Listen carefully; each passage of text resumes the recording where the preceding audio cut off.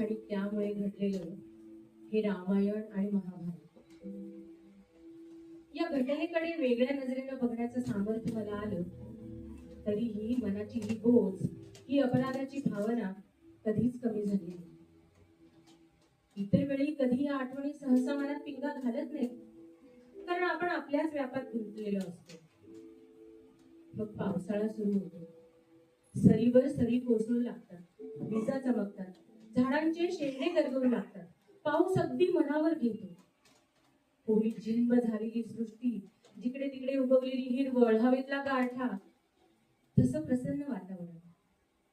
पण मला ते सुखावत नाही. वातावरणातल्या कोंडी बरोबर मनाची कोंडी फुटते आणि अपराधाची बोच दुःखाची हुरहुर बनून वाहू लागते. ते एक तळ होतं, कोकणातल्या चोरणा गावातल्या लक्ष्मीनारायणाच्या देवळापुढचं ते तळ. एक तळ्याची मूस व्हायला लागली रे, पोहणाऱ्यांची नुसती झुंबड उडाली. आपण पण जाऊया बरं उद्यापासून पोहायला. महिनारीच गुण बातमी आणली. पावसाळ्यात तळ्याच्या पाण्याला बुडाल्या, तळ्याची मूस व्हायला लागली की तळ्याच्या दोन्ही बाजूंना लागलेल्या चिऱ्याच्या खाणीत कमळांची दाटी व्हायची. खाणीच्या चिरे कपाडा इतके आहेत हे त्या कमलेनी आपल्या अस्तित्वानं दाखवून द्यायचे. तळ्याचा मधला गोल मात्र अबाधित राहायचा.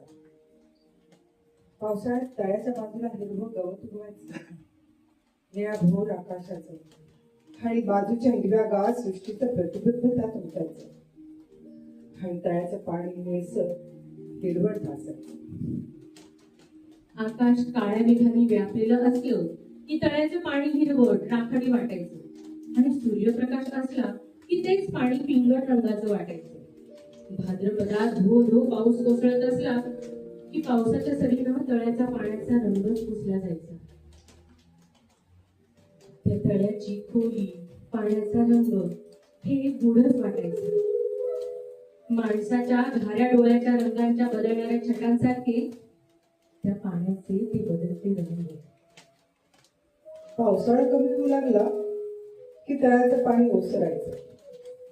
तळ्याची एक एक पायरी घुसू लागायची. उन्हाळ्यात एखाद दुसरा झरा फक्त वाहत असायचा. कधी कधी खूप उन्हाळा आला की तळ फार कोरडं पडायचं. आणि मग कधी कुठे कुत्र्याचा तर कधी गाई म्हशीचा सापळा अडायचा तळ्याच्या मुलाशी. असं झालं की वर्गातले महिला झोल काहीतरी खूप